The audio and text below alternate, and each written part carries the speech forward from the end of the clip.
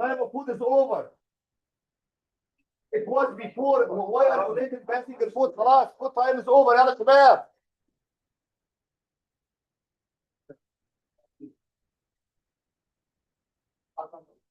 You are coming now to pass the food. When we get started.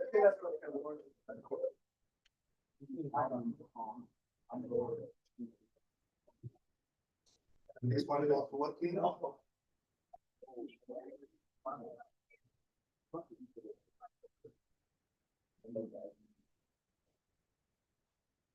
I'm assuming يا بنات will take care of the cleanup, okay? After we ايه؟ يلا شباب. بسم الله.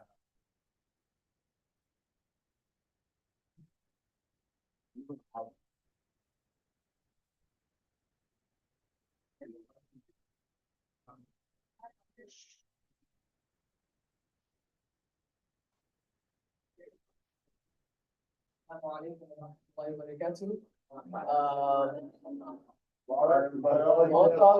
to the third annual Tamkeen Reflection Conference. So inshallah, first we're going to start with the debate, and then we're going to have some rapid fire presentations. We'll have a short break, and then we'll go to some of our more long form presentations towards the end of the day, inshallah. And keep your eye out.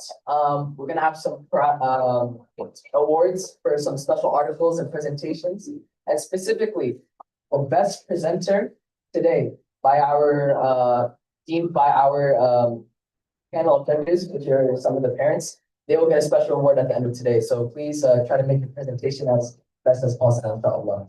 Without further ado, let's start with the debate.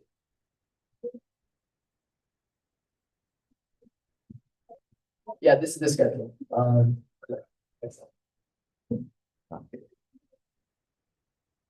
Forward and backward, if just two buttons.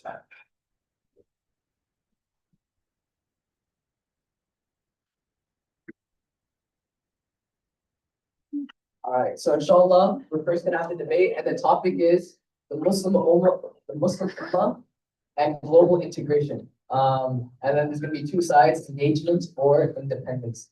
And there's gonna be two different points of views in this debate. There's gonna be one when we're talking about current Muslim governance, and another one in which future Muslim governance, and inshallah, like a Bani Khilafah.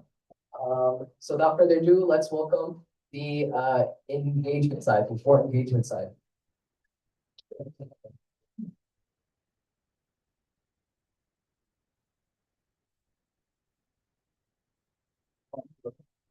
All right. Now, Shabab, can we stop eating, please? And we focus. It was the wrong time to start the food. I said food till we set up. Now I want to make sure everyone stops eating and listen. There are some people talking. Put the food away. Abdullah, away the food. Yeah. All right, and next, the independent side.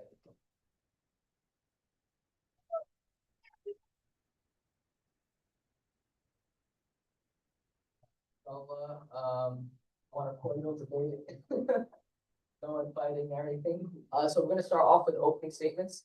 It's gonna be 3 minutes each per side, and then our first subtopic is going to be the economic impact and labor. Whether you're integrating or not. Our first one will be current Muslim governance, and then we'll switch halfway through, and we'll talk about inshallah future. So this is short start.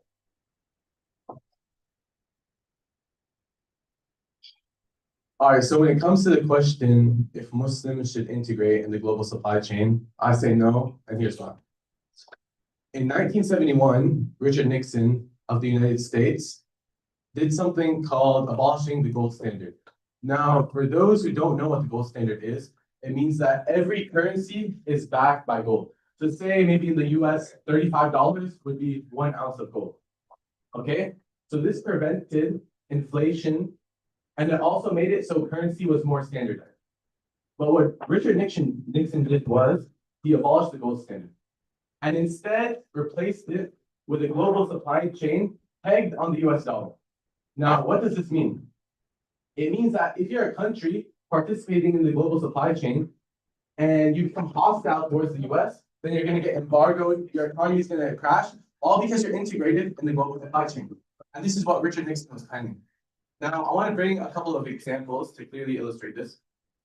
Cuba in the 1950s was a democracy, heavily reliant on trade with the United States. In the 1960s, a man named Fidel Castro made Cuba a communist government. Now, what happened here was Cuba, which was friendly to the United States and was integrated in the global supply chain, now became hostile to the United States. Now, what happened because of this? Because Cuba's economy was not self-sufficient, their economy crashed, standard of living became way worse, all because their economy was not self-sufficient. And I want to bring another recent example, Syria. When we look at Syria, even though they won the military war, they're not really winning the economic one. Because their economy is integrated into the global supply chain and they're not self-reliant, Ahmed al-Shara has to ask all these countries and compromise on his principles just to get all these tariffs and all these trade embargoes lifted. So this is why I believe that the Muslim Ummah should pursue self-sustainability instead of integrating in the global supply chain. Thank you.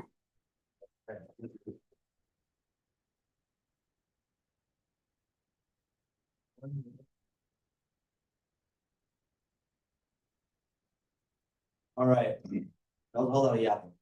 So our argument is very simple, and we'll start off by saying that there hasn't been a single country, or even we look at our past Muslim nations that haven't been heavily integrated into the global supply chain. You know, you look as far back as the time of Prophet ﷺ, where there's trade routes going throughout the regions. You look at the bigger khilafahs like this, the Ottomans and whatever. They had a lot of. They were deeply trade focused and integrated in trading with their surrounding nations.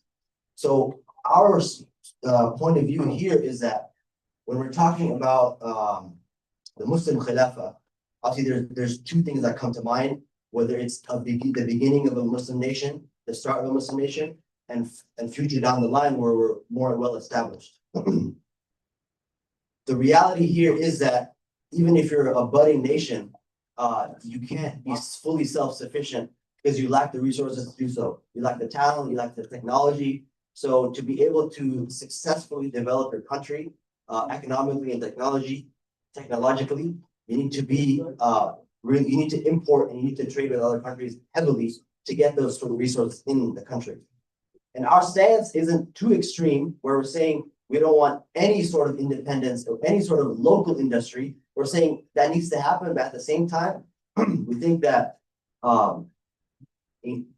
participating in the global economy early on and throughout our development is going to give us more of an upper hand. When we talk about economically, we talk about even having an economic global power to have influence over other countries economically, like the US is doing.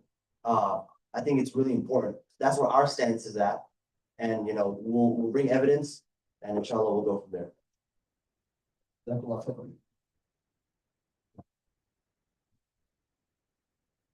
Alright, so our first topic is going to be economic impact and labor. So specifically, this and so Yusuf, you do all of this. So it's going to be more open field. So if someone's mentioned some point, you can let's have 2 mics.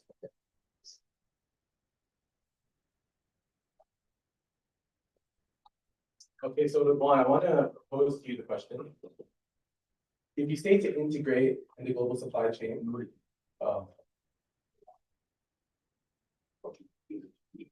Ridwan, I want to ask you a question.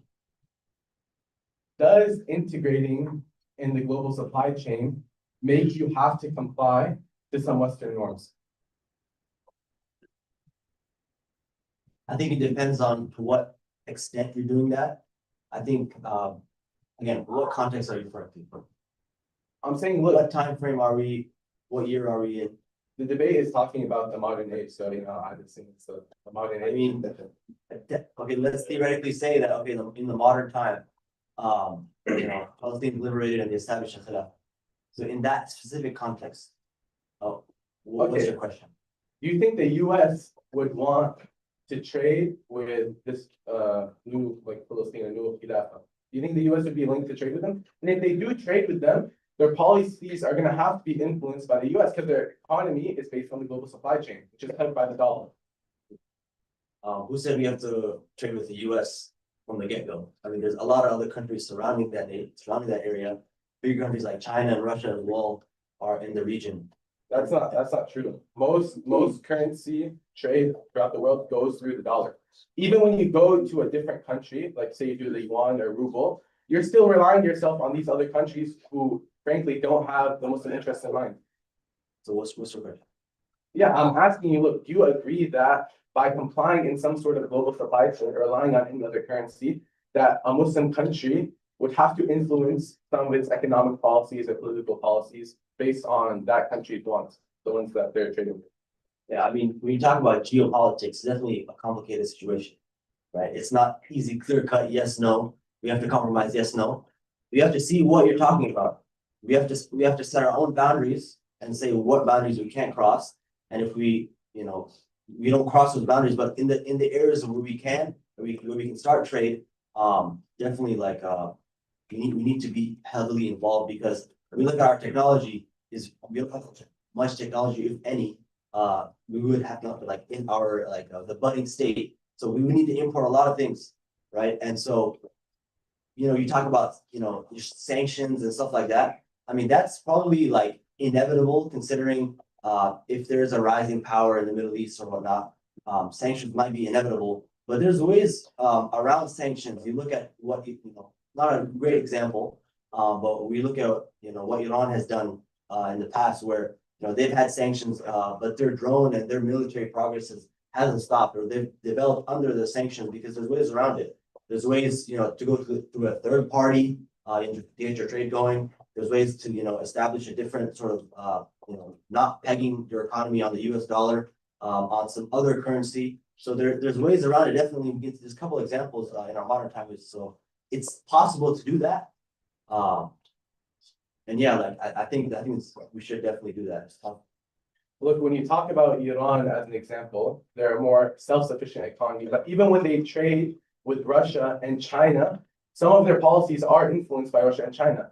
And let me ask you another thing. Look, you think if a new Muslim Khilafah comes about and they're reliant on the global supply chain, you think the US is going to be fine with it, and all day and be okay, let's continue trading? Their economy is going to crash. So let me ask you the question then, what's your proposal? We just stay completely out of any sort of global economy, and we just do everything internally? That's one question. And how would you grow your economy without working with any country?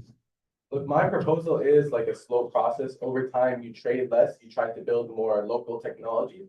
And this could maybe take even more than 100 years. But I'm saying we should start striving for this process. It's not something that's going to happen instantly. So, Bismillah ar-Rahman ar-Rahim. I think something we looked over as well is that, similar to what you said, our stance is very balanced as well. Our stance isn't that no country in the world today doesn't trade. We know this. And you mentioned at the time of the Prophet ﷺ, and it's very interesting you brought up the time of the Prophet ﷺ, because, and I'm not one who always says, oh, during the Prophet ﷺ's times were different than ours because it makes their time look like they were wrong. No, but in this situation, it makes sense. The Prophet ﷺ didn't have 2+ billion Muslims, people who call themselves Muslims today. The Prophet ﷺ didn't have 50+ countries who call themselves Muslim countries today. At the time of the Prophet ﷺ, you could number them on two hands. You understand? And so during the time of the Prophet ﷺ, he had a certain number of people where he had to. And what happened during the time of the Prophet ﷺ? You had a point where early during his lifetime, early during his nubuwwah, what happened? The polytheists of Mecca, they boycotted him for 3 years. And why was this? What happened? It was to the point where the companions and the messenger, they would go to leaves and eat leaves and grass from the ground. They didn't have food. So this was them relying on these people. You understand? Do you see the detriment and the how bad it can be when you're so heavily relied in certain areas on people? And so this is the issue. This is why I'm saying we're balanced. No country in the world doesn't trade, we agree, but there are certain things we cannot, we don't compromise on. So for example, our stance is that stuff like the necessities, energy, oil, food, these are essentials that we should be self-sufficient from. And so a nation that is dependent is a nation that's controlled. This is fact. If you're dependent on somebody for your food, for your energy, at any point, any crisis can happen. Look what happened with Rona, 2019, 2020. What happened with Rona? The whole world shut down. You have countries like Pakistan, who is heavily reliant on getting their manufacturing, like pharmaceuticals and medical syringes and all of these things, is heavily reliant on the trade, the global trade system, by the way. And so what happened there was Corona happened, supplies are down, they couldn't. And so this is what we're saying. We're very balanced as well. Our approach is very balanced, but for the necessities, we're talking about the necessities. Trade other things, fine. But the necessities where you're relying on other people, it doesn't work.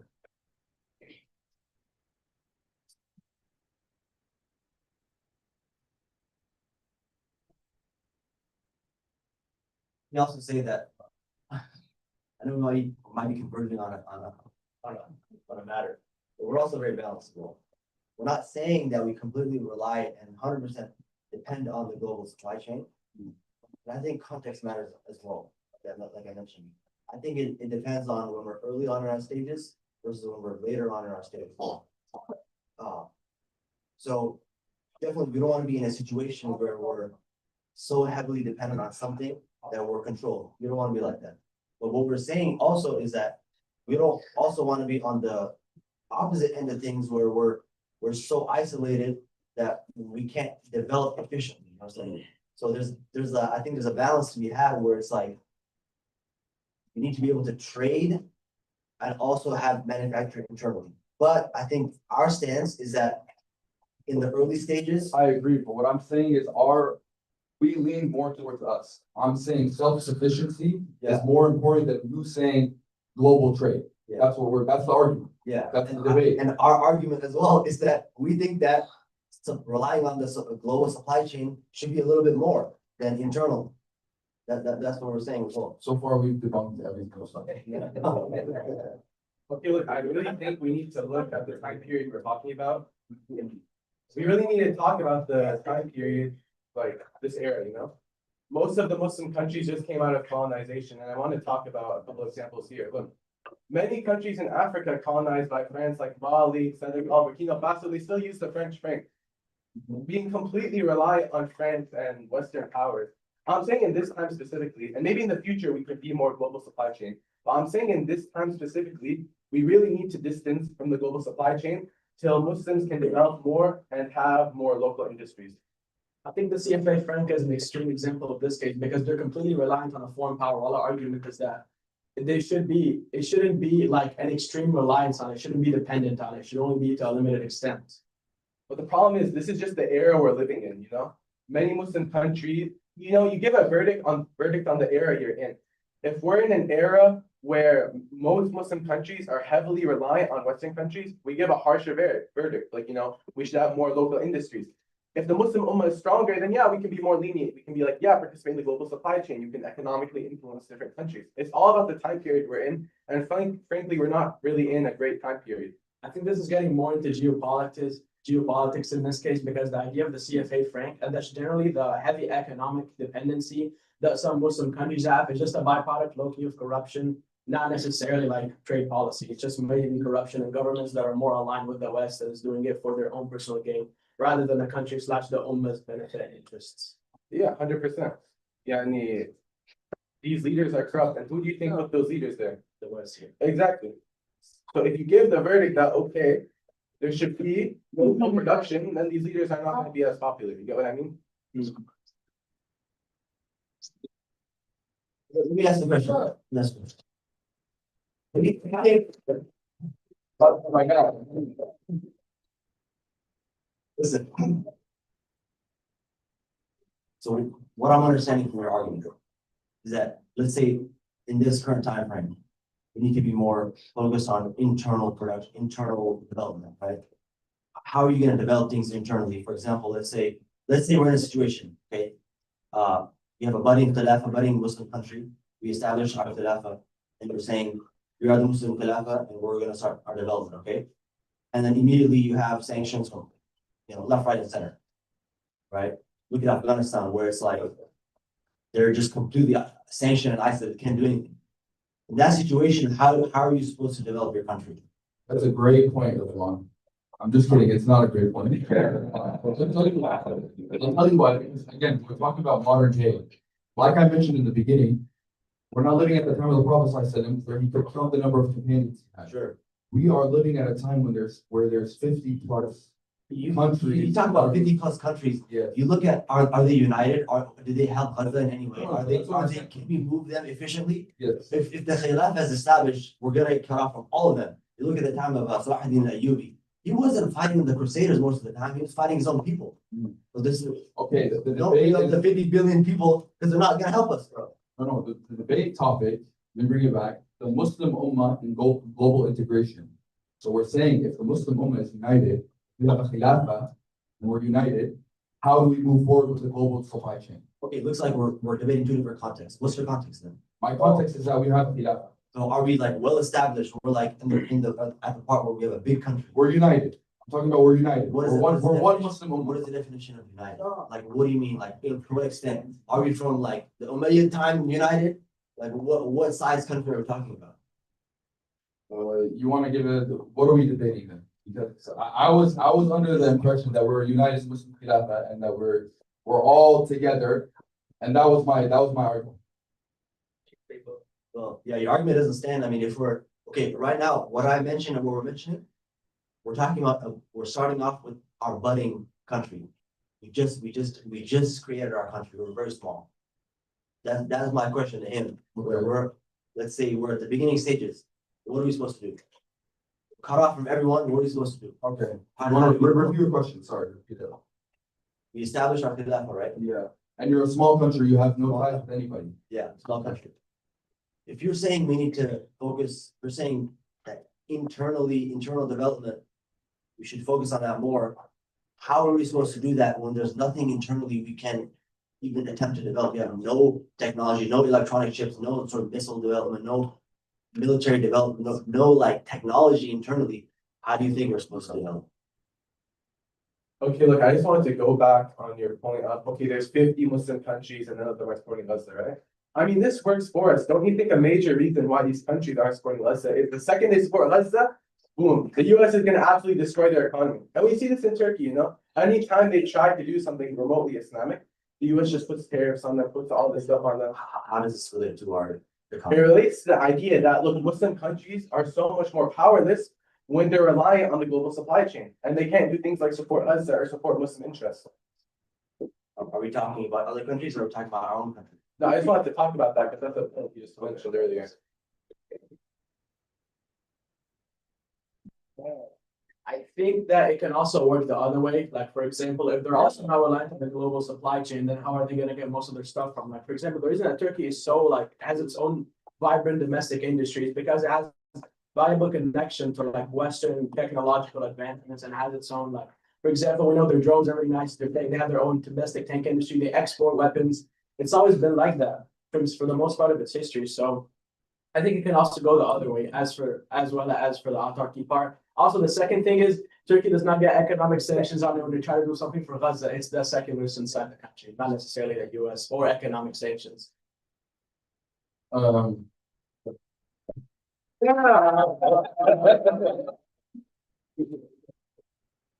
Okay, so I guess from my point of view, to answer your question that if we were a small Muslim country, I think it's a balance, right?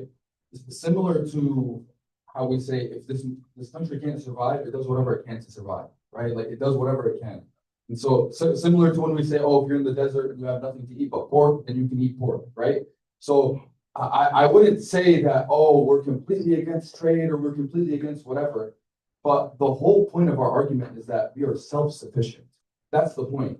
And to bring back my point was that when you're united and when you have one Muslim Ummah, you can trade amongst each other and you can be self-sufficient that way. The Prophet ﷺ, he mentions that because I believe there's a negative dependency and there's a positive dependency. The positive dependency is that when we're one Muslim Ummah, we rely on each other. The Prophet ﷺ, when he talks about the Muslim Ummah, what does he say? He says we're like one body. This is what the Prophet ﷺ is saying about us. We're one body. When one part of the body feels pain, all of the body feels pain. This is how we should be. When one part of the body, we all have to go rush, attend, and see what's going on. That's how we should be. This is positive dependency. Negative dependency, and I'll give you an example. My country, Libya, right? It produces mass amounts of crude oil, just the raw material crude oil. And like you said, the time frame matters. We've just come out of colonial times where a lot of these African countries were colonized, right? What is Libya doing with crude oil? Libya has the raw material. It extracts it from the ground, puts it in barrels, ships it out as raw material. What do these colonial states do? They take that same oil, they refine the oil because they have the factories and the industries to do so, and you know what they do? They sell it right back to Libya for a premium price. So a barrel from Libya sending to whatever Italy could be $60 a barrel. You know how much they send it back for? Double or more as gas. Now, don't we say this is the money of the Muslims? This is the money, this is the raw materials Allah has given us, and this is an amana on us. Why are we, and you guys are right, there is a level of corruption. What happens is you have people who are in power, and what they end up doing is they're in power for that time, they're corrupted, and they want the quick money. So they have these, they get the raw material, oh, I can sell it for this much, whatever, and then whatever, right? So they get money quick. What they should be doing is investing all of that into infrastructure, into our own, that's my point, into our own. Why don't we get the best people? Just look at the people that we have here in Seattle only. We have the best engineers. I was talking with Noor last week. We have the best engineers. We have people making 6-7 figures in the tech industry. Like, we have people, we have the resources. It's not that we don't.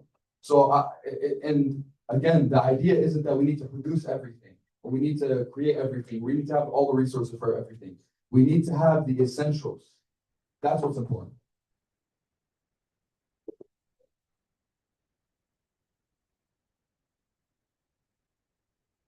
All right, so this side will have their final say, and then we'll open up, inshallah, to the audience for their own input. I think the point that you said about Libya not doing its own oil and stuff, both of us agree that countries should fulfill their own sufficient needs, should fulfill their own like essential needs by their own self. So it's not really this. We're not really in support of like selling the crude oil and the material and that. Just pointing that out. But that's what the globalization is. That's what globalization is. What do you think? Yeah, but we're not supporting that part. Not necessarily. I mean, you talk about corruption. You can't take him. Yeah, that's not how it works. Can't have your cake and eat it, buddy. Come on. We're both in support of fulfilling your own essential needs, right? We're both in support of fulfilling your own essential needs, right? Problem is, when you go down that slope, that's where it leads. When you go down that slope of relying on the global supply chain, that's where it leads. And then what do you do when you want to like modernize your equipment? Like, what do you do? If we look at a case study, this is assuming that the Muslim Ummah is at the forefront of technological advancements, which at this point, in our scenario where we just started out, it's not. so is your solution just keep relying on the global supply Not chain and keep never develop? relying on it, not a dependency on it. Just like get the bare minimum that you need in order to progress and have your own vibrant industry, and then that's it. If we look at the Muslim Ummah as a whole, Let me just conclude by saying, I think we're very similar on our stances. Mentioned corruption, I'm from Pakistan, so we know where corruption from. So I'm not far away from that. So there's the corruption aspect. There's also, again, what we're saying, all right? We're saying that obviously we need to focus on our internal important sectors, agriculture, food, sustainability, stuff like that. But at the same time, we're not able to do that in the context of we're a small state, upcoming state. Saying in that context, it's not wise for us to just stay secluded. We have to get stuff from outside. We have to get electronics, silicon from outside. If we want to develop our industries internally, we have to get talent from outside, resources from outside, to a certain extent where we can establish something internally, and then maybe later on the situation changes. So what we were debating, our stance here is that initially they should be more reliant on the global supply chain rather than internally, because we can't really develop internally without the supply chain. without external sources. And then if we get to a more later state, I think we might even need to be more involved and heavily, heavily involved in the global supply chain, because that gives us an economic power. We have some power to control our surroundings. That's kind of our stance, and that's my final comment. Is that was that all?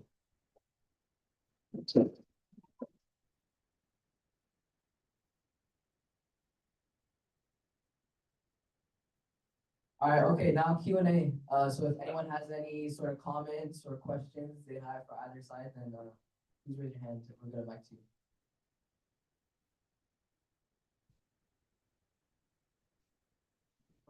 I have a couple of comments. First of all, Jazakallah khair, very good debate. Enjoyed it thoroughly. It was very well presented. Very good topic. Typically, we don't see you engage in this kind of conversation. It was very deep, a lot of good research. So I congratulate both teams. I have a couple of just, I think if we clarify, are we an Ummah today? I'm posing as a question. I think probably the answer is no, not activism. Had we been, there won't be any Gaza, there won't be any Yemen, there won't be any Burma, and there won't be any Kashmir. Unfortunately, but it's a bitter truth. Number two, we need to understand, and again, it is a question, what it takes to be a Khilafah. You guys both talked about in the nascent state, how are we going to survive? Very good question, very practical question to ask.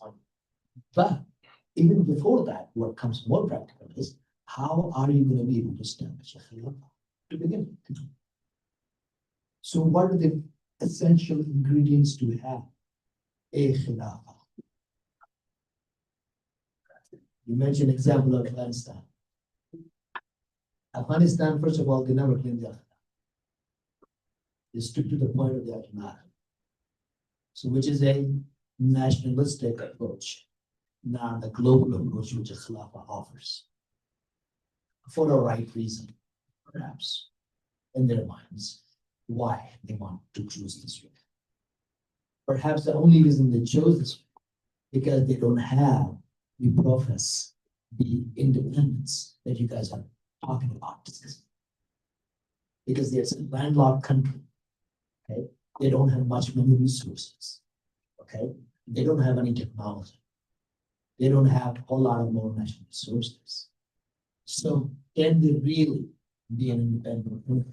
The answer is really no, unless they integrate with something like Pakistan or Iran or all three of them. Then it's going to be a viable jurisdiction, geographical entity that can have the independence. So in order to be a good, to be a Khilafah, you need some very, very basic thresholds. You should be able to fulfill your essential requirements like food and energy and medicine. Because if you're not sufficient in those three areas, you're going to collapse. You are absolutely correct. The world is going to boycott. Nobody likes Muslim. Let's face it and agree on it and move on with it. If we work with this mind frame, I think it will be very, very good. Because now we know we have nobody to rely on. We have to rely upon ourselves. So these are the three things we need to be independent about, self-sufficient about: food, energy, and the health sciences. Number four, the very, very essential ingredient in order to have a Khilafah is be able to defend yourself. And Afghanistan fails there. They lost the country within 6 days of bomb. Okay, we cannot afford to do that in a Khilafah. So you need to have a better deterrence for anybody who has any wild ideas to wipe you out of the map or kill you or commit a genocide, that they are going to get their hands full, that they're going to get an equal and reciprocal response. So these are the things that I think we need to really understand, and the people in general, in the Ummah, which is non-existent today, thanks to our wonderful rulers. I think within the Muslims themselves, they want to have an ummah, but our tyrant rulers are making it impossible to be an act. So once you understand these two things, what is essentials and what it takes to be a khilafah, no matter how nascent it is. When Prophet Muhammad established khilafah in Medina, it was a nascent state. He was against the two most hundreds and thousands of years of empires, the Romans and the Persians. He fought them both. So it doesn't matter. Once you have the deterrence, once you're self-sufficient, you can take on to the tough jobs. You can take on to the tough challenges. Jazakallah khair.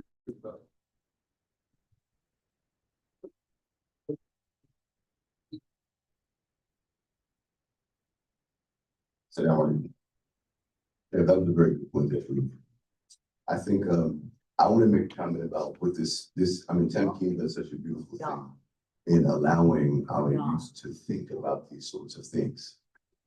And what I'm saying here right now, this is a microcosm of what other cultures are doing, right? This debate is an illustration of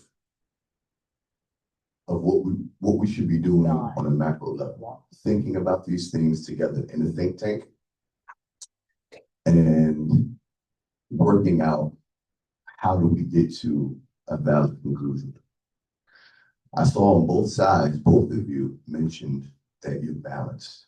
And I could see that each of you were yearning to say, we both believe that the middle ground is the ground to take.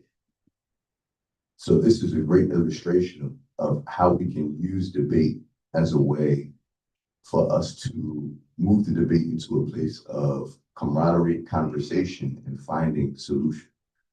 And I think that this is a great place for that to be happening. So inshallah ta'ala, hopefully you're going to take this sort of thing and you create these sorts of think tanks and you think together. Because as I said, each group mentioned multiple times, we have a balanced approach. Of course, you're forced to argue the affirmative and the negative, right? And hopefully none of you walk away believing the position that you had to argue, right? You walk away thinking, what's the middle ground? And that's what hopefully this leads us to, understanding that there's conversation to be had, and that if we have these conversations, the tough ones, then we can find solutions. Inshallah ta'ala.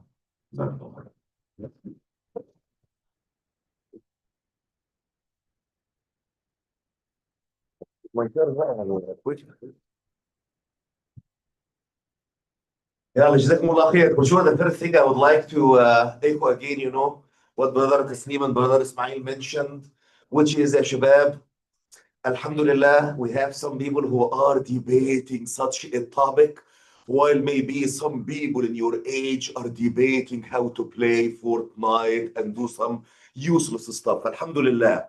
This is good, Shabab. Also for the younger ones, do not assume that the younger ones, this is useless for them. No, even the younger ones, just by being in these settings and see how people debate, this is valuable to them.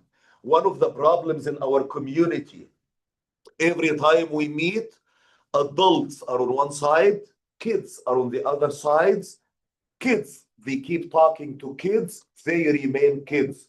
When I was young and our family would visit, I would sit with the adults, listen to them, listen to my father and my uncle debating politics. Now you do not get this chance. Every time adults, this is why in the old days we didn't have enough space for the kids to go somewhere else and play. So we are all in the same place, but we used to listen to the adults. Here, this is not happening. So the younger ones are getting a lot of benefits. Many times, I really get surprised from the younger ones. Whenever they repeat something I said in the halaqah, word by word, and back, where are you going? Back, sit down and listen. Not now. So they repeat what I said in the halaqa word by word, and I never expected they record this in their minds. So I know this is inshallah is going to be valuable, or they are going to remain kids forever. Now, let me move to the topic, and I want to mention a few points quickly, inshallah. And you, as the moderator, you should not be letting anyone take too much time. Point number one, whenever I heard the topic of the debate, whatever came to my mind is during what was called as the Arab Spring. And I remember after they took down Mubarak from Egypt and people stood up to be the president, what they were saying. And some people says, Egypt, to make economy better, let's invest in tourism. Let's invest in the Suez Canal where, the ships and the vessels are passing by. Sheikh Hazem Salah Abu Ismail, he said, I am not against investing in this. But if we say whatever we want to say and the West gets against us, they will stop their vessels from passing by and we will starve.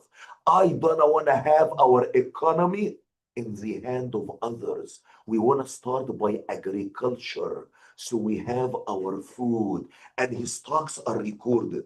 This is why whenever the military coup happened in Egypt, he was the first one to be jailed. And if you want to get good shots of politics, you need to listen to that man.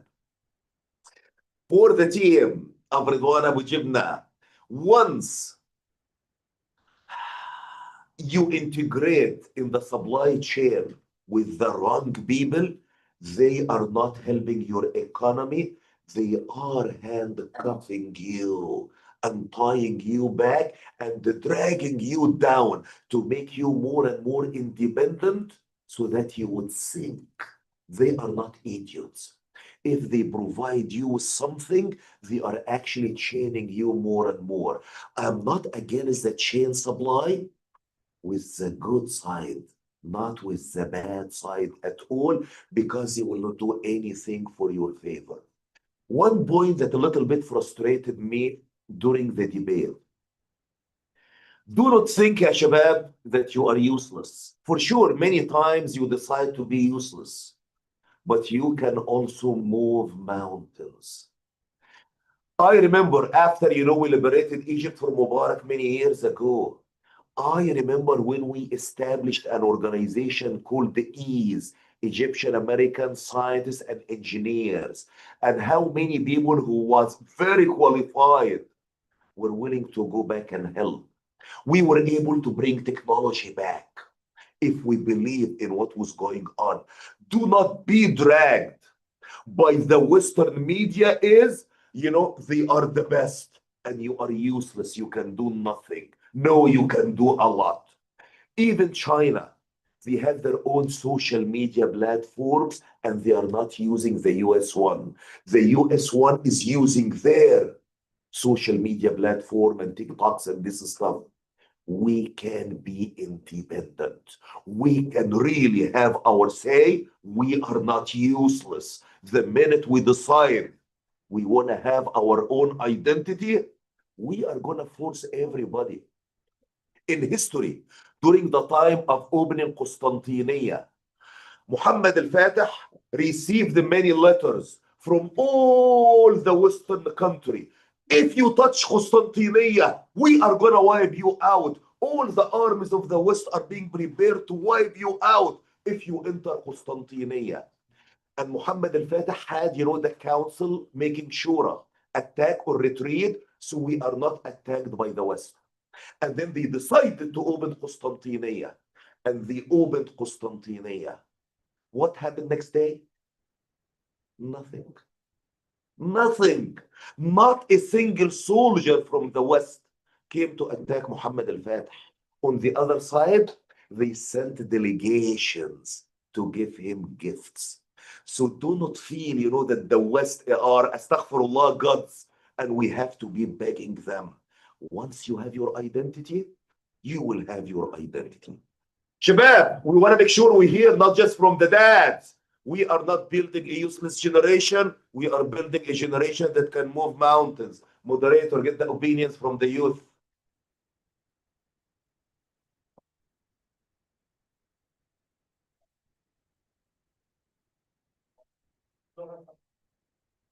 Actually, Ibrahim, any thoughts? Ibrahim will talk about the food supply chain, I'm sure. I think at this current point in time, we should be kind of integrated into the global market. Because right now, that's where the money is, that's where the power is. And right now, us as Muslims, we don't really have that much power. So going into that global supply chain will provide both money, self-sustainability in the long run, and it'll give us some knowledge and experience to understand how the West operates. So then in the future, we can eventually translate it over to how we could do it or take some pointers, because at this current point in time, they've been in the market for longer, so we can take the experience from them. The only downside to that is I've seen it happen a lot where, like, it's a term called like golden handcuffs, where you see a lot of people, for example, in engineering, they're tied in the golden handcuff where they're making so much money that they can never leave their job, and they would never want to, for example, leave a job that they're working where they're making 6, 7 figures and go start working for Islam, start working for Muslims and take a pay cut because they're just doing so well. So it becomes like where they're selfish and they don't want to help for the greater good. But if there's Muslims that really care, they can go into that market, take that experience, understand how everything works, and escape these golden handcuffs and start fighting for the greater good of the ummah. I think that would be the best way to do it.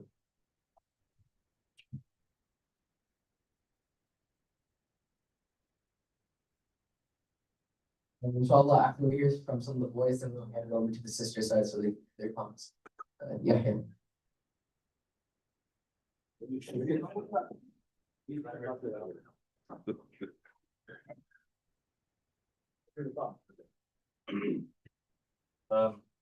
hear me? Oh. I think that was good. You guys talk about things that like not a lot of people talk about around the world, and they don't want to speak up about. So I think you're the biggest side beside the side. Why? I think because Why they are not Yusuf? they spoke more like spoke more passion, I feel like, and it spoke like through their heart. Actually, their argument makes it more sense to you. Yeah. Their voice was louder. I think spoke more passion. They really believe what they're saying. Yeah, it's no, the Sando's right. Okay. Good job, Ahmed. Anybody wants to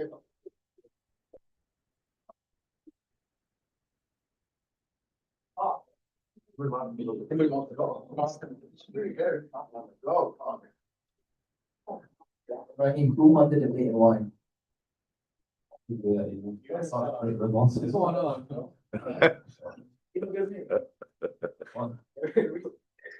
did they win the debate? Why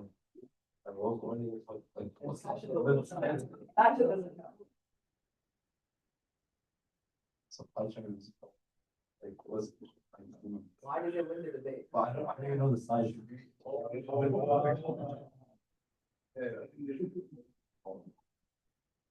Hamza, who won the debate and why? So, it looks like, but they decided on integrating into the thing. Yeah. What was it? I don't want to integrate to the thing though. Yeah. So should I say why? Get the microphone closer, ya Hamza. Should I say why I agree with them? Sure. Because, if, like, let's just say a bunch of Arab countries, they wanted to invade Israel, and they're inside the global supply chain, and they asked the USA for tanks, but the USA loves Israel, so they don't give them. And that's why they shouldn't do that. That's because if they want to do something like, yeah.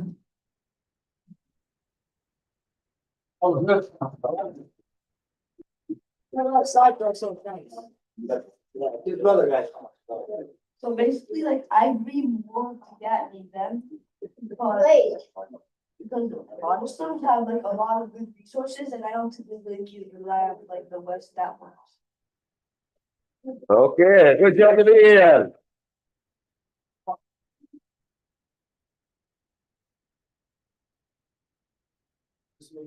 Going over to this side. Alright, yeah, seeing who wants to debate? It just came. Ah.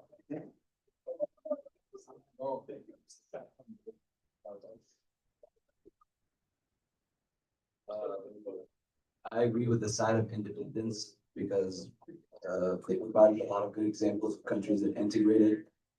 Practically all the countries that integrated are controlled by the US or the country that they, I don't know, rely on the most. They don't get to make choices of their own. And as we know, almost the entire world hates Islam.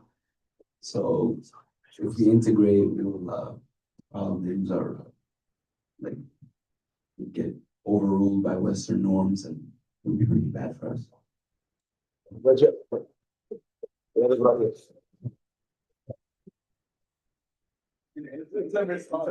It's Q&A, so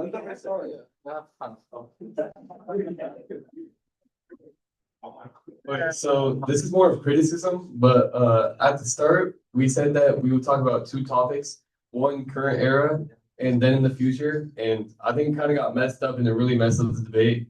It was kind of confusing to listen to Liat talking about the future, one Yusuf talking about more current, and we'll give them this. But yeah, I think it would be better if it was more structured next. Actually, this is good feedback for you as a moderator. You mix it, you know, the past and the future together.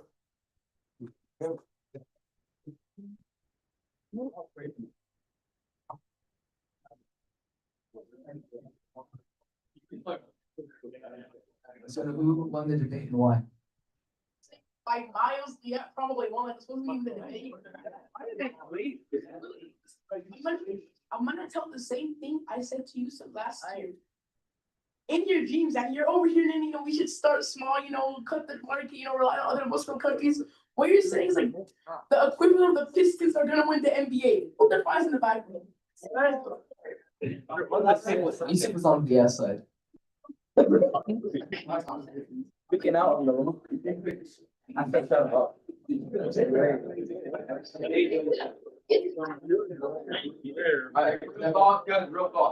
Alright, we'll allow obviously the opposition to get some say.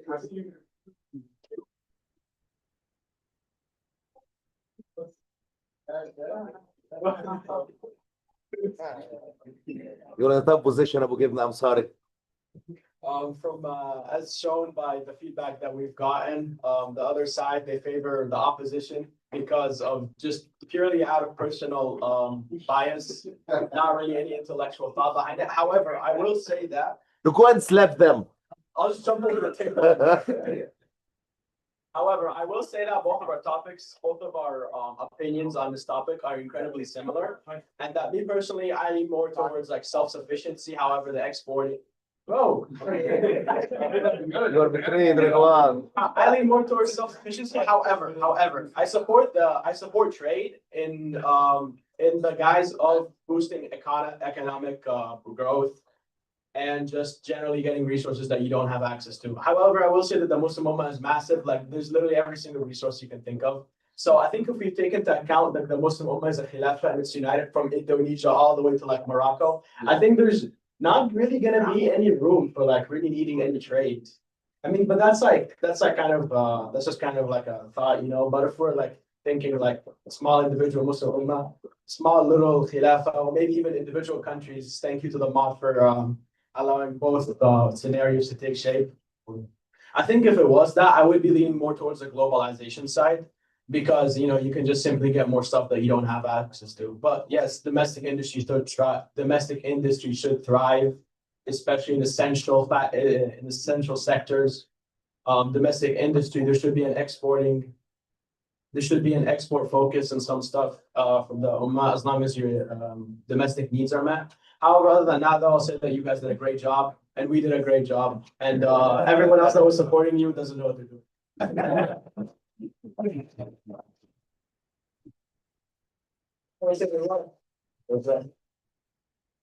lot of favoritism going on, crowd. I know he has a fan favorite, but I would encourage people to think intellectually about what the things we brought up. And like Ahmed said, like, our arguments are very similar. Like, it's honestly, it was hard when we were thinking of making this debate. It was hard to choose between one side or the other, because we both sides of us see the advantages of both sides. But, I just wanted to mention one thing that Chef said and reiterate on the fact that I think it's important who you're trading with, right? So if we talk about we're trading with the West only, then obviously we're gonna be chained for sure. But if we're talking about we're trading with other countries or like other, not what you would consider the West, then maybe there's benefit to that. And especially like when we're talking about developing the country, like I said, getting the technology in our country. So yeah. I just want to say one comment. جزاكم الله خير يا شباب. هو I just wanna mention something in here. I remember when I was working in industry at the very beginning of my job in industry. I was young, I was cute, I had more hair, but I was debating for my opinion strongly. So there was a technical issue, okay? So there were two opinions, and I was pushing for my opinion, and for sure I was debating with another engineer. And looks like the other engineer, actually, she was in the company many years before me, so she was popular, but I believed in the strength of my technical opinion. After the meeting, one at the top management level, he asked for a one-on-one with me. And he started telling me and coaching me, not on the technical side. I had my PhD in that topic. Technically, I'm the best in this area. But he started to coach me on a different side. He started telling me, in such a meeting, you should not be saying my opinion and your opinion. It is all our opinions. We should call them opinion one, opinion two. And then we started debating.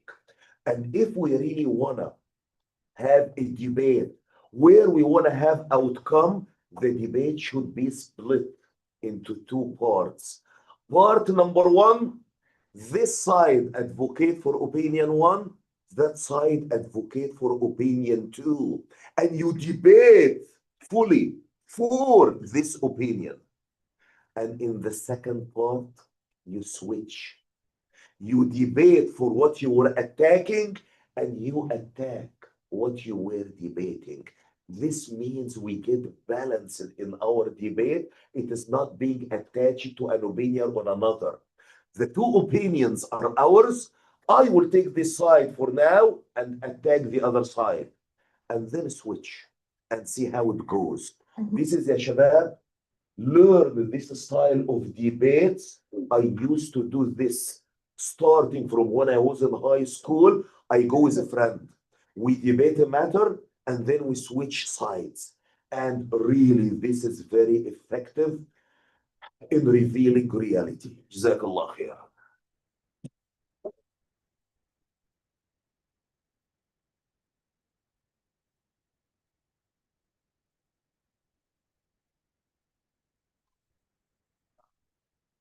Assalamu alaikum. So, mashallah, both their sides did a great job. What I wanted to say, like, if we have a khilafah, then that means that we already have our baseline, which means we are self-sufficient, we have our defense, and we have everything. And once we are a khilafah, that means we are already recognized as as somebody to be, to be looked at and to be, to be a force. And then I'm sure there might be people who would be against it, but there would also be many people who would be willing to work with us. So I feel like, global integration would be great, especially where we are lacking. It's like, technologically and other things, where we can benefit from the other people. So both the sides are great. And I feel like, yes, we do need to be self-sufficient as an ummah. And we will only have a khilafah once all of the Muslims in the entire world kind of like come together and establish, and then once that was the only thing that I thought of when I was listening to all of you debate. Because if we are talking about just having a khilafah and then doing all of this, that means we're already recognized as a force. That's it.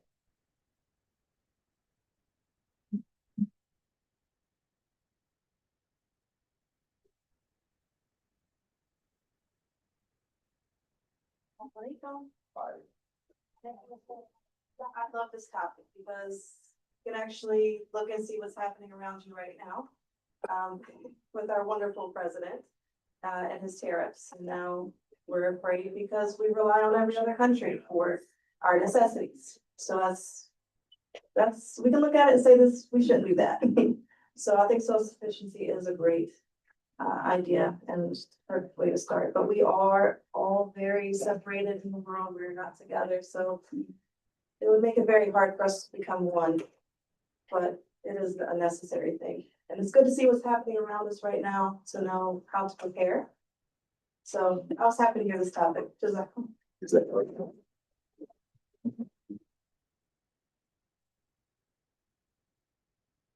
anyone else have something to say? Assalamu alaikum. Okay, so I wanted to first point out, like, in like a lot of cases where, like, you see a very specific kind of people have the most money, right? And like, they are the first ones to start these things. Like you said, the brother said, Richard, he was the one to establish the global supply chain. No. Why do we have to rely on these people to establish ourselves? Like people, I guess you can say, with like trying to work with these people or like,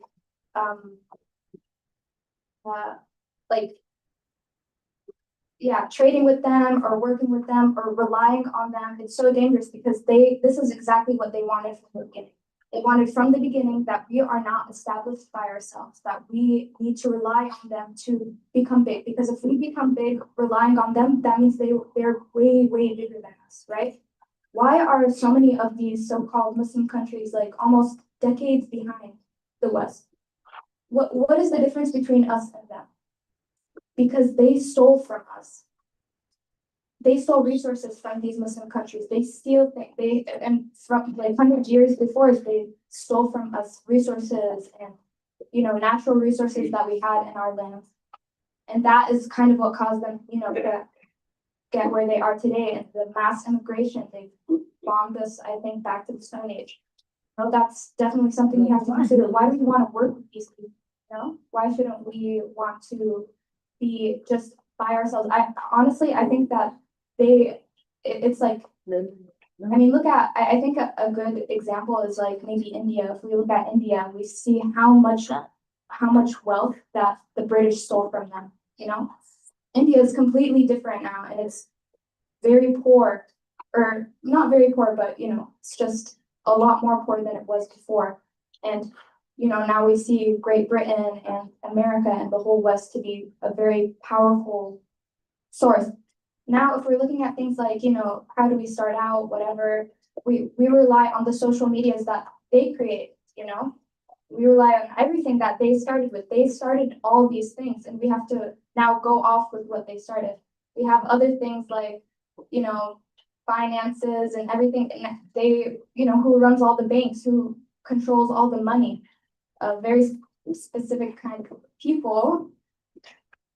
They control everything, and now we follow the way that they do things. And now we have, there's people who are in debt. There's people, who are struggling a lot. So I think that if we were to have an individual, just one big Muslim ummah, we were completely individual. We don't need to partner with these people. We have, so many people. We have so many Muslims. Imagine if they were to combine their intellectual abilities. Look at the Islamic Golden Age, There is so much that is Muslims invented. So anyway, to finish off my point, I think that I was just saying that I don't think that we should ever work with these people. These people, it's like we've given them the right to kill, to steal, and we don't have the right to anything, you know? So I think that we should be having our own power and should be trying to establish ourselves, and we should never work with these people because they've killed your brothers and sisters. I don't know why we need to work with them. We have enough smart young individuals.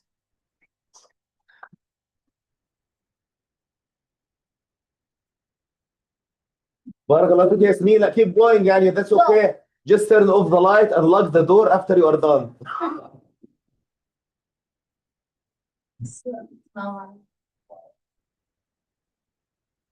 So, mashallah, I think, I'm very impressed how they were all both sides, whether you won or you don't, just amazing. And I want to encourage this kind of debates because I can see how they were very prepared. I don't see anyone have notes, but intellectually they were all mashallah. And we need to see more of those kind of debates, mashallah. And I'm waiting the girls. I want to have one of the girls to do this kind of debates in the future. So going back to the point of the topic, I agree that we should be very self-sufficient, but at the same time, I want to see how we can, take like in terms of technology, keep it up to technology, but continue to be self-sufficient. Because like the sister said, we are now relying on a lot of countries, so like the example of America. So we want to be self-sufficient, but at the same time, be kind of balanced. So we have all the technology very structured. So we have what we need, and at the same time, do our own thing.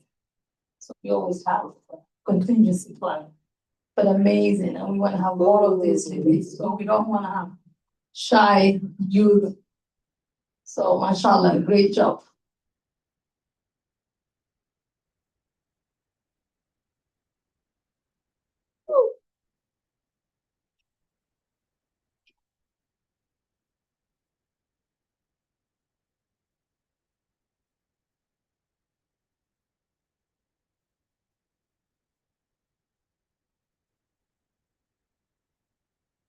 All right, inshallah, we will get these last few comments and then we'll move on with our program. Thank you. I just want to expand the topic. Very many good points were mentioned, and I want to just expand on a couple of points which I don't think get a whole lot of attention.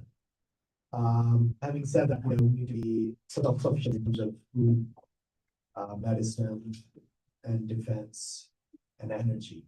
These are 4 items that you gotta have in order to establish Khilafah. Once it is established a Khilafah on the pattern of the Manhaj Nabuwa, as Muhammad Sallallahu Alaihi Wasallam has told us and given us the foresight of it. Muhammad Sallallahu Alaihi Wasallam also said the gold and silver are the currencies. So once we go back to the gold standard, Ibrahim, Yusuf, sorry. So I apologize. If you go back to the gold standard, who will deal with this paper currency? Worthless paper. Who will deal with that? Nobody. But somebody has to set that tone. Who can set that tone? If you are a Khilafah, who can defend yourself, you will be recognized as a force and people will deal with you. Just recall what Abdul Malik bin Marwan did. The gold standard back then, Muslim used to use the Roman currency, the Roman coins. Abdul Malik bin Marwan, he made the Muslim coin the first time, established, and he minted his own currency.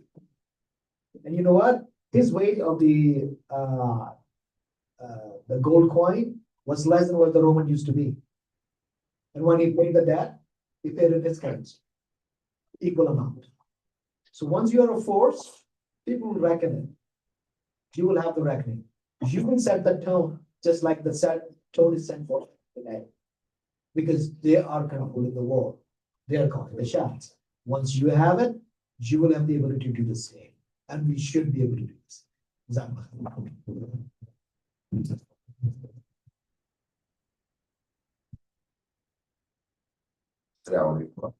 again, I'm following Shay with another beautiful point. I just wanted to mention two things really quickly. The sister over here made some really, really good points.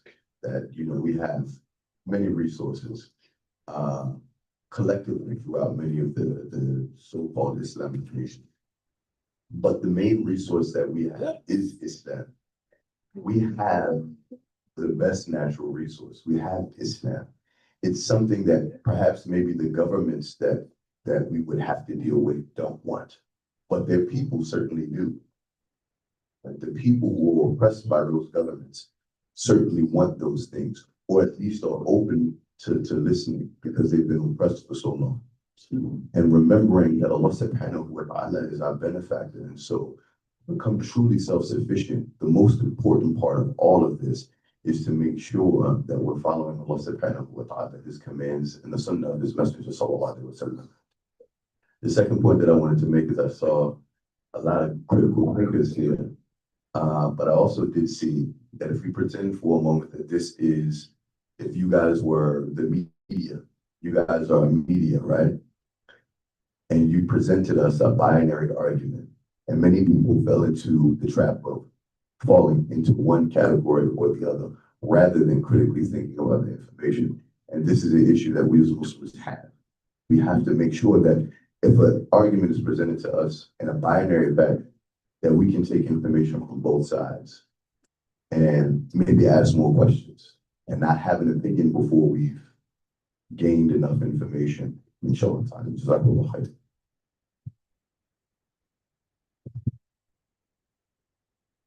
All right, now inshallah, I'll have both sides shake hands and introduce your seats.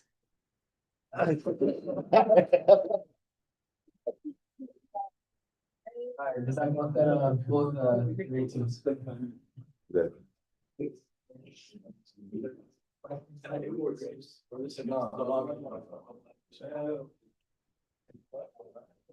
All right, now inshallah, we're gonna have our first presentation. It's gonna be by Amjad, and it's a man with 1,000. So please welcome Amjad up. I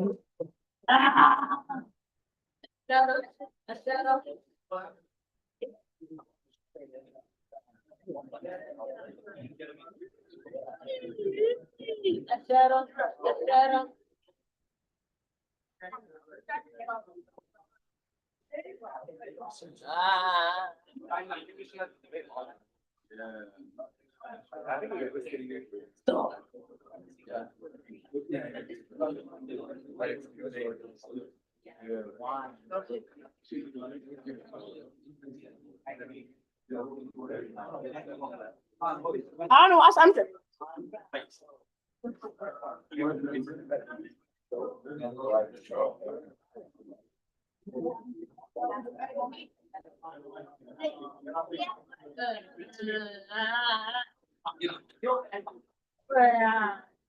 Does everyone have pens?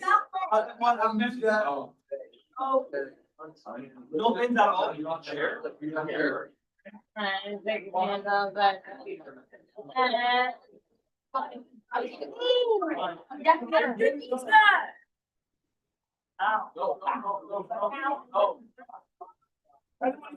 Look at this boy.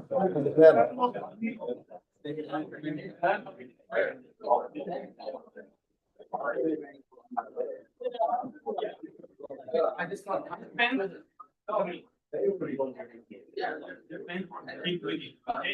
You will give it to me again.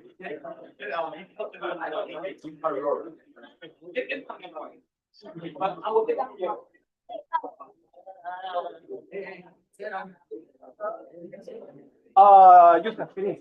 You have the pen? You have pen? You have Where is that? That's for both of you, okay?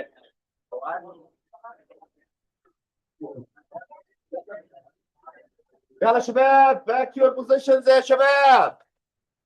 They didn't announce a break.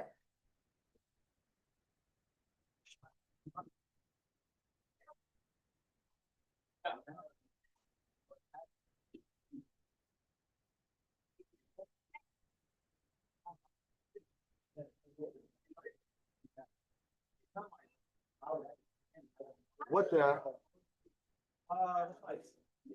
You have slides? I do have slides. Why didn't you send them يا I مولانا? did. It is over here حبيبي. The slides over here. Yeah, From this laptop. Why you didn't collect the slides before time? Should have put a deadline for them.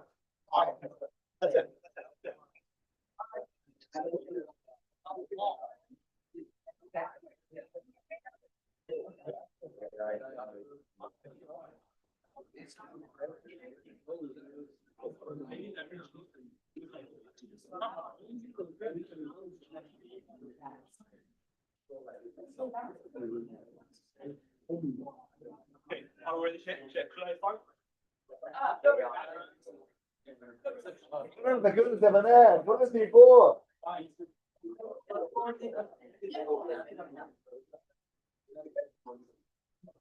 أنا شفنا. The debate is over. Let's focus on the new slides. Okay, no presentation. Abdullah Ali. Okay, until we have everything done, everyone has to pick, right? If there is anyone, you don't. Extra?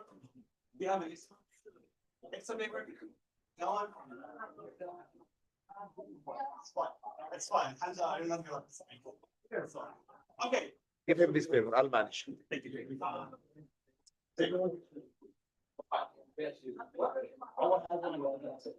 Okay, so everyone, I want you to answer on the paper 2 questions. The first line, just answer. I'm gonna ask the question. The question is, in one word, what makes a man truly valuable in your eye? Just one word. Honest, strong, anything. What is make the man the man? What is making a man a man? Just one word. That's the first line. And everyone have pens. Just think about it. Do it fast, please. One word. One word? Yes, just one word. Hurry up. We don't have time.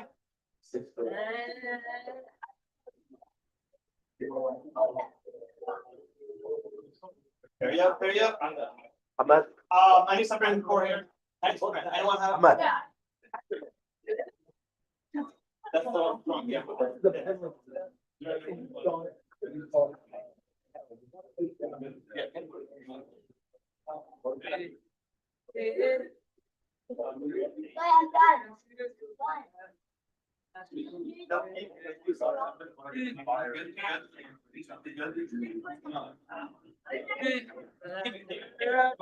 Okay, the next question.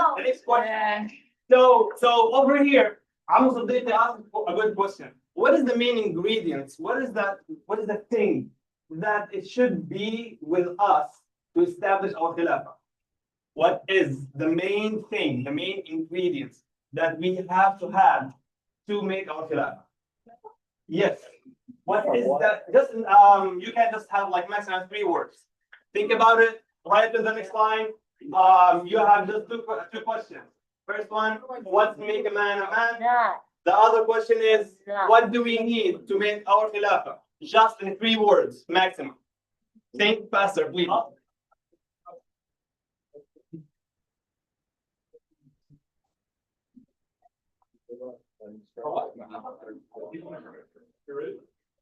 Give me back the videos. I'll give it back.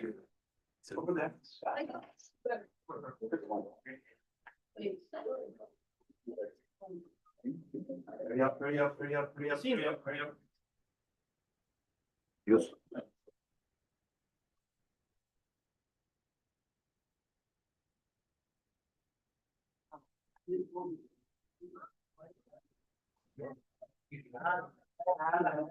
Hold it.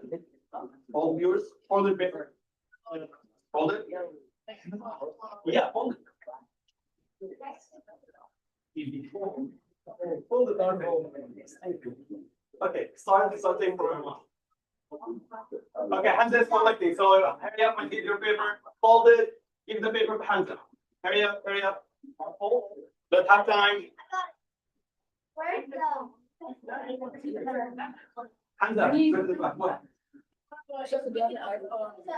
Useful. Doesn't do anything. What did we need to establish khilafah. It's fine. Thank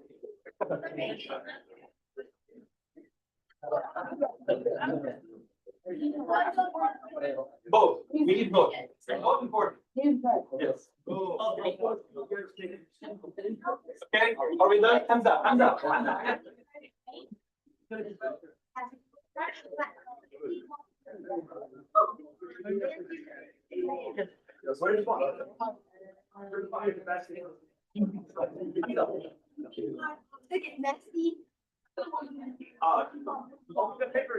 Come poetry here.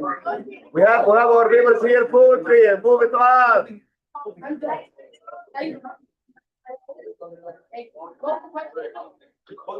What questions? First one, what makes a man a man?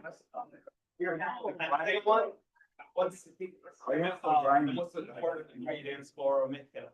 I hope they don't go far away in answering the first question. Okay, no. It's just, What happened? What happened? where's the?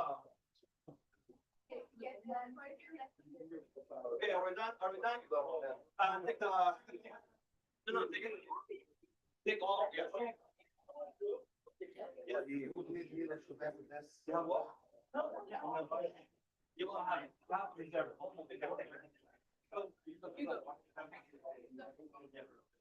Over here.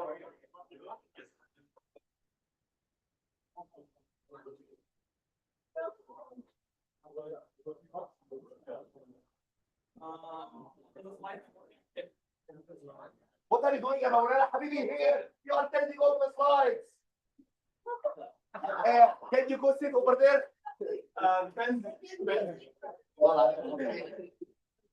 What are you doing? This is only keyboard, okay? You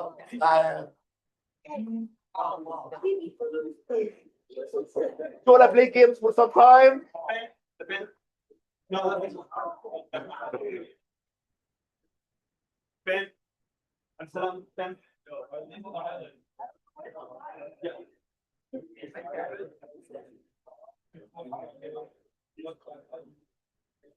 Okay. بسم الله الرحمن الرحيم والصلاة والسلام على رسول الكريم. عليه الصلاة والسلام. Okay, so Rahim. Great. We're gonna start at the beginning with stop working. No.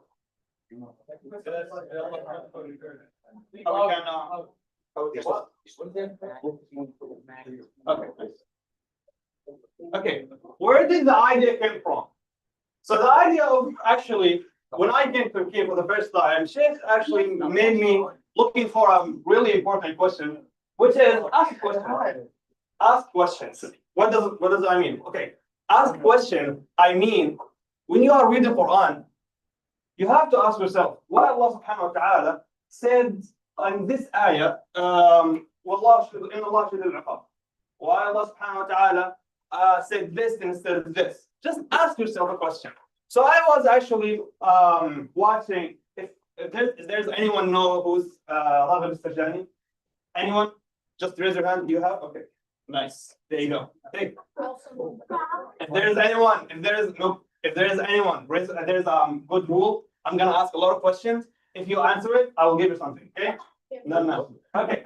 So I was looking for Raghib Sarjan, and he was saying or talking about something important, which is Khilaf al-Rashida. Khilaf al-Rashida, and he in exactly episode number 94, he started saying about something important, which is the first time. That's the first time for me seeing this definition, which is a man worth 1,000 men. Who knows who gives the first Sahabi who had this nickname? Al-Qaqa, Allah. Al-Qaqa bin Amr al-Tamimi. Al-Qaqa, at the beginning, Abu Bakr, when Sayyidina Khalid bin Walid, he's done with his last battle in near of Sham, he was fighting al-Murtadeen. Sayyidina Abu Bakr, he was saying, Sayyidina Khalid bin Walid, okay, don't return back. He's just done with the battle with Murtadeen, last battle, and he won. Okay, he should come back, right, to the Medina. He didn't. Abu Bakr said, please go to Persia. How many people was in his army of Khalid bin Walid? Anyone knows? How many people? 2,000. Good question, yeah. 2,000 people, around 2,000 people. And he asked for more. Just imagine. Jordan, they are going in a war with America. Like America, Jordan. It's not good, right? So that's exactly what's happening. He has 2,000 soldiers going to Persia, and Persia have like more than 600,000 soldiers. Like he need more. He asked for more. How many people? He asked Abu Bakr, Sayyidina Abu Bakr, we need more. Please send soldiers. What happened? Does anyone know how many people, how many soldiers sent Abu Bakr to Khalid?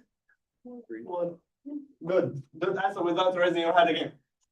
He sent one. He sent exactly just one. Why? He sent القعقاع and he said لصوت القعقاع خير أو في المعركة خير من 1,000 رجل. القعقاع, his voice is better than 1,000 men. So he is worth 1,000 men. And he did a really good job in opening Persia.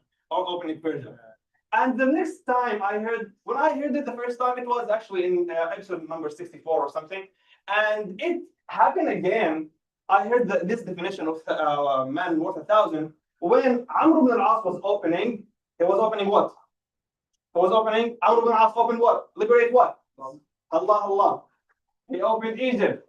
So when he was opening Egypt, how many people he had? He had 4,000. 4,000. And he asked for more. He was going from Al-Arish all the way. He did a couple of battles, which is Dinin. And then after Dinin, he was going to a really good fight, which is who knows what's the battle after Dinin? What? Okay. What's the battle after Dinin? Actually, I forgot the name. I'm sorry. But it's Sheikh, do you know? Dinin after it.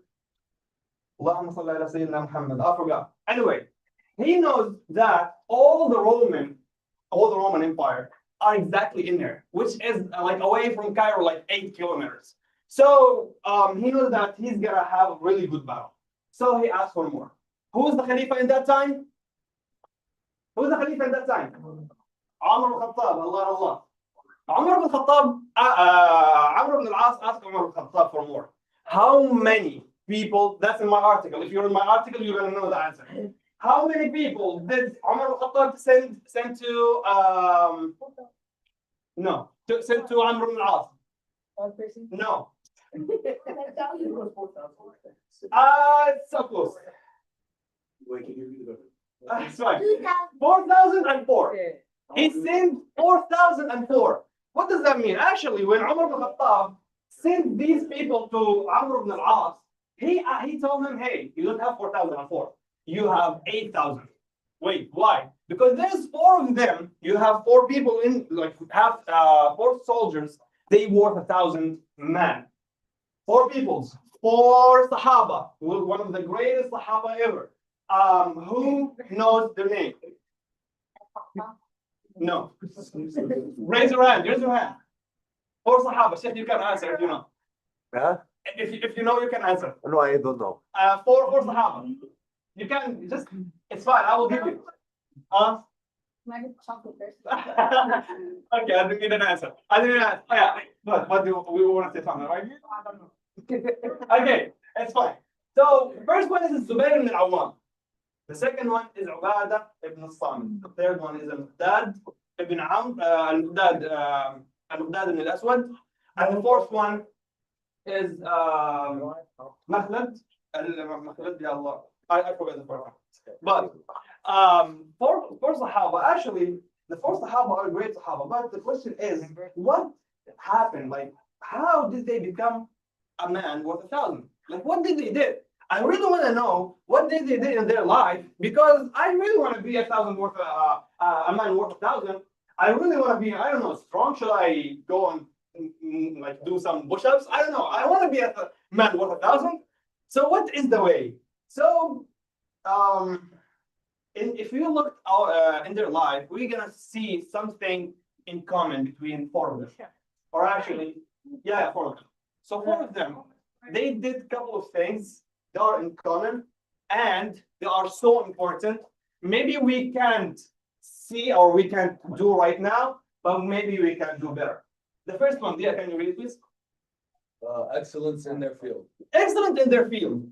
So the four of them, I will just give an example for Zubair bin Awam because we don't have a lot of time to just say of every single one of them. But please read the article; it is important. So the first one, Zubair bin Awam, he was exactly so perfect in his field. He was afraid from Allah for something about like narrating the hadith because his son Abdullah bin Zubair bin Awam, he asked his father because he gets jealous because Abdullah bin Umar bin Khattab was narrating a lot of hadith from his father Umar bin Khattab. Umar bin Khattab and Zubair bin Awam, they lived like exactly in the same time with Rasulullah, and they know what did he say. But we can see that Abdullah bin Umar bin Khattab, he narrates a lot of hadith, but Abdullah bin Zubair bin Awam, he didn't, because his father, he didn't. He was so afraid from Allah subhanahu wa ta'ala because Abdullah, his son, Abdullah bin Zubair bin Awam, asked his father, my father, like, please, can you, like, why you didn't, you are not telling us a lot of hadith?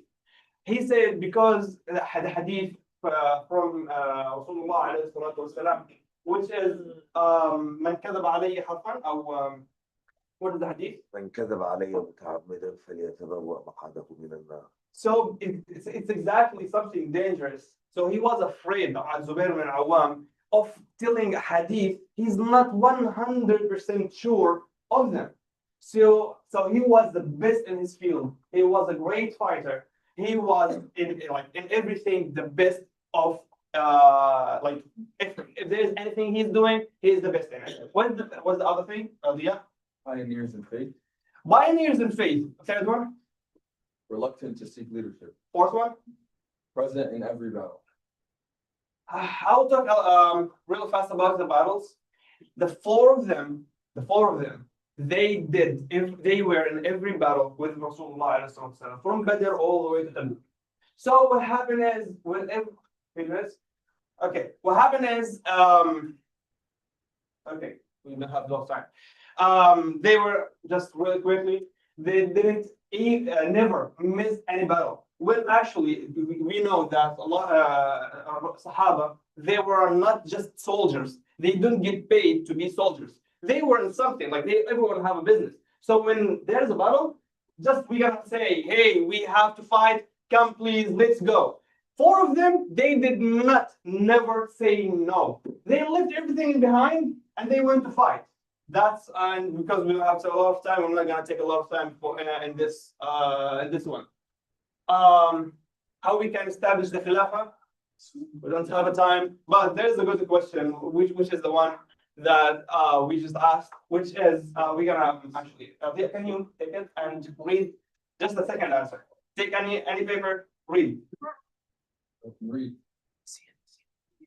The second answer, Salah. Second answer. All Muslims united. Okay, all Muslim united. Good answer. Next. Not scared of things. Not scared of things. Next. Third one and last one. Strong Muslim Ummah. Strong Muslim Ummah. For me, when I have any question, I always go to the past. What happened in the past? Because I believe if we know the history, we're gonna know the future. So I look to Dawlat al-Murabitin, which is one of the greatest stories ever for me, at least. Dawlat al-Murabitin, they start. Who knows the name of the leader of Dawlat al-Murabitin? The name of the leader of Dawlat al-Murabitin. What's the name? Yeah. Abdullah ibn Yasin. Right. Abdullah ibn Yasin, he came to people. They are so bad. They are the worst people you can imagine. Why? There is no sin. They are not doing it. Every single sin that you can even imagine, they were doing it. He went there, and what is the first thing he did? Faith. teaching. He started teaching. He did not just start and hey everyone, let's go. I'm gonna teach you how to fight. I'm gonna give you swords and let's go and fight. No, he didn't do that. The first thing is science. The first thing is ilm. The first thing he did is teaching. The small things. الطهارة, how to be clean. He started teaching the people how to pray correctly. So I'm not gonna take a lot of time. That's the first one for me, at least. I believe it is the most important, which is faith. We really have to know our deen. We really need to learn and know more about our religion, about Islam, and then we can go to any other thing. Maybe you can work out after you know whatever we have in our book. Okay. How many? Okay. Before. Okay. Anyone knows how old was Amr ibn al-As when he opened Masr? No. Good. 67. It was 67. Imagine. 67? Wait. 67? And he's fighting and he liberates all Egypt? Like, okay, I think right now I'm 23 or 24 and my back is hurting. Ya Allah. Okay, 67. Okay, what's the Zubair ibn al-Awwam? How old is he? From here. How old is he? Zubair ibn al-Awwam. No, Kareem. Just wait. Zubair ibn al-Awwam. How old is he when he was in the battle with Amr ibn al-As? When he liberated Egypt? Correct. Actually, he was 50. So 50. And the second two, they are 57 and 58. Four of them, they were old. So we can notice how it's hard for them to fight. That's for me. There's something common. It's not necessary, but they are all five of them, and the four, they are all tall. They are more than 2 meters. So maybe try your best to be tall. Okay. Questions? Yalla. Anyone have questions? Yes. What did you mean by reluctant leadership? Well, yeah, that's a good question. So it's actually. What's the question? What's the question again? What did you mean by reluctant leadership? So what happened to them to say that they are not asking for leadership? So what happened is Umar bin Khattab, when he was thinking, because he was collecting the people to go to Egypt, right? So he asked actually Zubair bin al-Awwam, okay, I will actually, because Zubair bin al-Awwam said, please send me to Egypt, I want to fight there. What happened is, he said, Umar bin Khattab, he said, actually, I see you are a really good person to go to Sham. So you can actually rule in there. And you can go to Antakya, which is with borders with Roman. So you are strong and you can be make Islam is really good in there. But he said no. He actually preferred over here. He preferred actually to be in the battlefield instead of being in a castle. He was preferring to fight. He was like in good faith to ask for no. I don't want to be a king or a ruler or anything. Just I wanna go to fight. Any other question? Oh, that's a common thing for everyone. Everyone has his story about Abu Bakr or Umar asking them to do something, but they prefer to fight instead of. They were so afraid from Allah subhanahu wa ta'ala that they're gonna get judged in the day of judgment. So they did not ask never to be a ruler, but they prefer to be fighters. Other questions? Okay. I have one comment over here. Yes.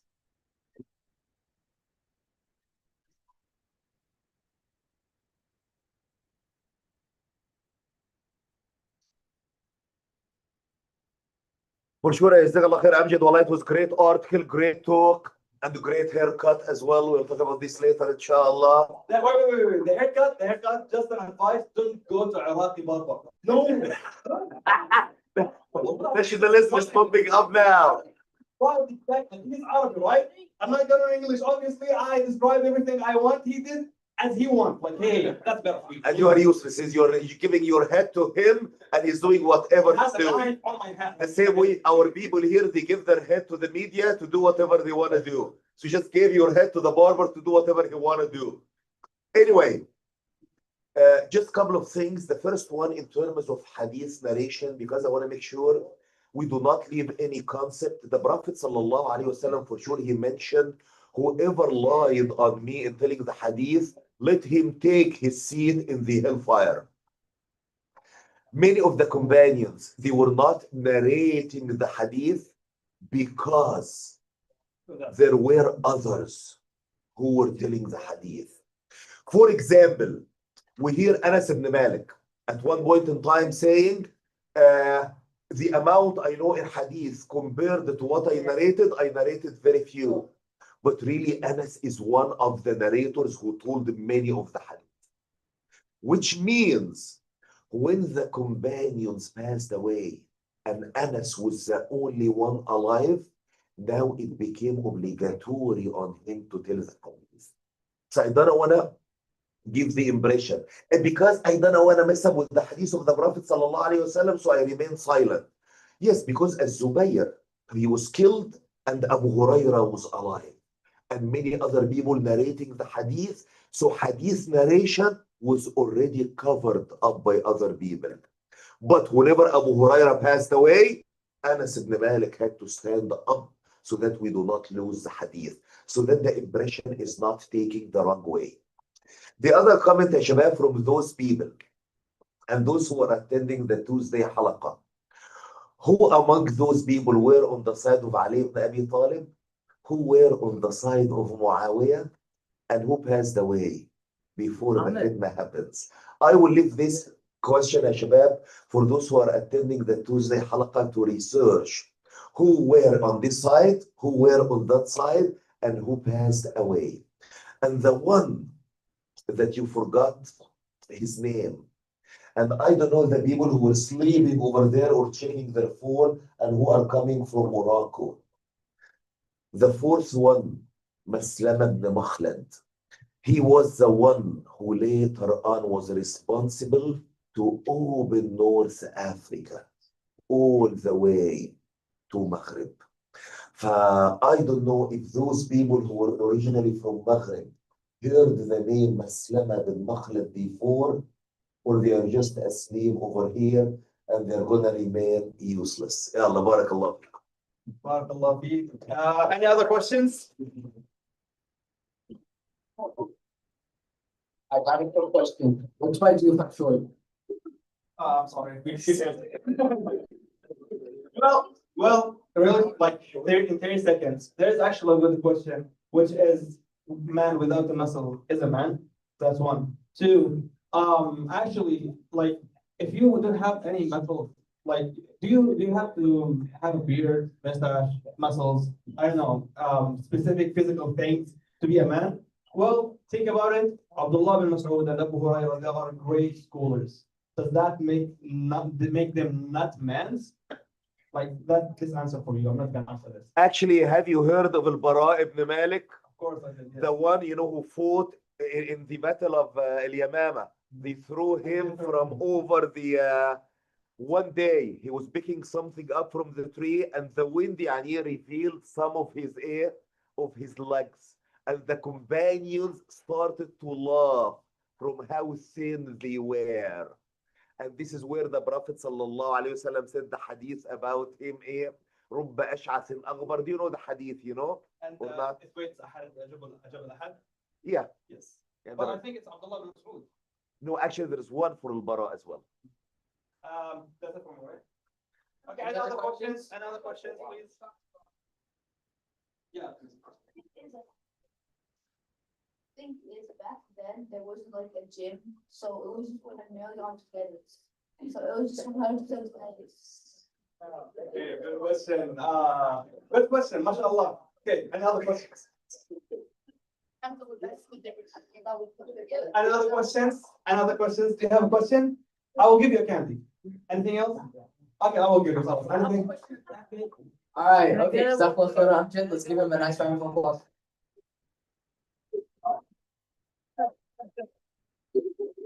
I want to get one. All right, so now inshallah, we're gonna have our gallery showcase where all of the presenters will present their trifolds. So we're gonna set that up real quick. Okay, So one side boys here, one side girls, give more details. We're gonna get back to Zoom inshallah.